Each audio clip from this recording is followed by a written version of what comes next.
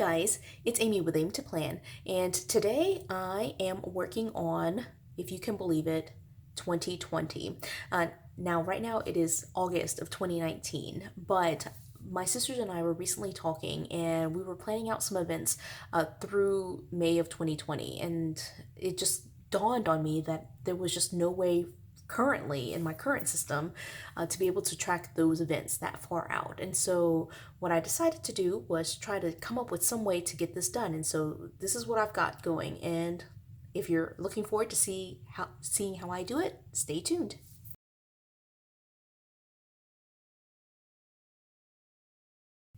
The very first thing is, as you already probably know, I am right now in my personal catch-all planner using the Vintage Botanicals. So it is the month of August, and so I have August here, and my August layout is set up for myself right now. And one of the other things that you'll probably, if you've seen other videos of mine, you probably know is that I only use this page. So it is pretty much this monthly divider, the monthly layout, and that's pretty much it. In fact, I don't even use the back page, so it's completely empty. So it's really just the divider that I flip straight to the monthly page, and that's it. You can also see that I have September here. When I set up my August lineup, I did in fact include all the way through December, but one of the things that I'm wanting to change out is what I have going on in terms of future planning. And so I've decided to keep the current month and the monthly page for the next month, but then I will switch it up a little bit, and you'll see in this video how I switch it up. So for the Vintage Botanicals, as you know, they have obviously a monthly layout, and so you have the tasks kind of spread going, and again, I'm still not using those, but one of the things that I am thinking about using is going to be this back page. So you can see here, this is the October, it's supposed to be the October currently page, the one that goes right before the dashboard, but what I'm going to be doing, instead of using it as a currently page, I'm going to be using these as my pre-planning pages for the month. So I have in here August, the currently month, September, the monthly spread, and then I'll have October, November, December, January, all the way through the end of this planner, which is December of 2020. And I feel like that is going to be plenty of space for me in terms of future planning. And so the one that I'm going to be working with today is going to be May of 2020. As I mentioned earlier, my sisters and I were talking about an event that was happening in May, and I just wanted to get it into my planner somehow. So this is what I'm thinking of doing. I'll pull out just this one page and work with it for a little bit. So this May page, if you don't know, in the Vintage Botanicals, it has just the header, and then it has this dot grid section, and then a smaller section down here that is just for birth dates and dates to remember. Now, I feel like if I tried to use just this section, I would run out of room very, very quickly. So I'm going to convert this entire section into a space for me to plan. Oh, well, actually just the dot grid section, not this section. So I'm going to use this section to make note of those events that I can then transfer to the monthly when May comes around. So I actually haven't even counted it. It has 1, 2, 3, 4, 5, 6, 7, 8, 9, 10, 11, 12, 13, 14, 15, 16, 17, 18, 19, 20, 21, 22, 23, 24, 25, which is almost but not quite a full month. And so what I'll end up doing is probably just splitting it up into two different columns. 1, 2, 3, 4, 7, 8, 9, 10, 11, 12, 13, 14, 15, 16, 17, 18, 19. Okay, so I counted off 19 right here, and I didn't actually bring anything to write with. And so what I'm gonna do is actually just start dating. May is a month that has 31 days.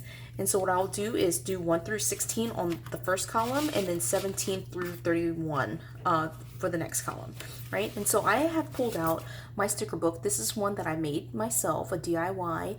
It is actually the sticker books from the Happy Planner that I flipped inside out and dated myself, so that way I can organize by the categories that made the most sense to me.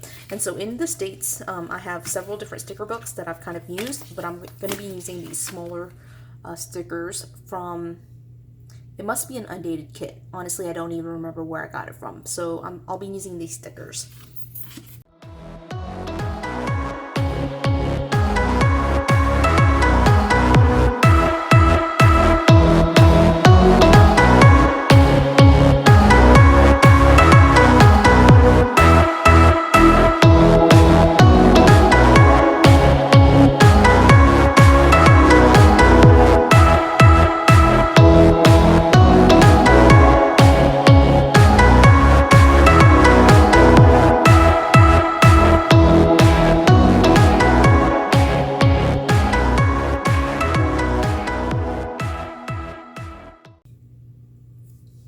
random 25 from somewhere, from right there.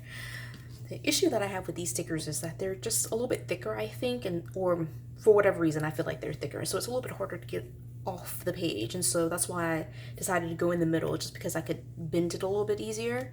I still struggle quite a bit with it. So you can see here that I went ahead and numbered it, and I think that it looks great. And I'm really excited about being able to use this to pre-plan.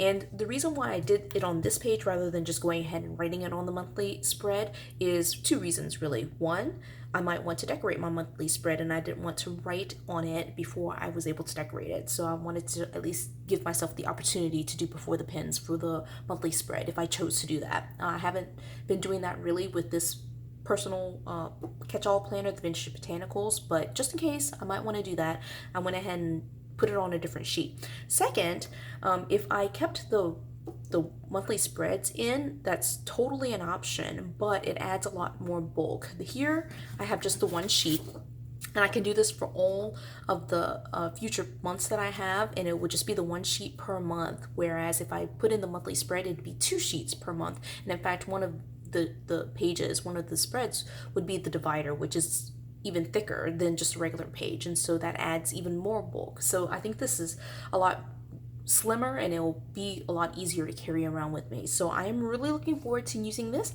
I'm going to go ahead and start putting in dates for all the way through May, which I just cannot believe. But I hope that this was helpful to you. This might not work with every currently page, the page that's before the divider, but with the Vintage Botanicals, with just that large open space, I felt like this was a really good way of using this page since I haven't been using them yet.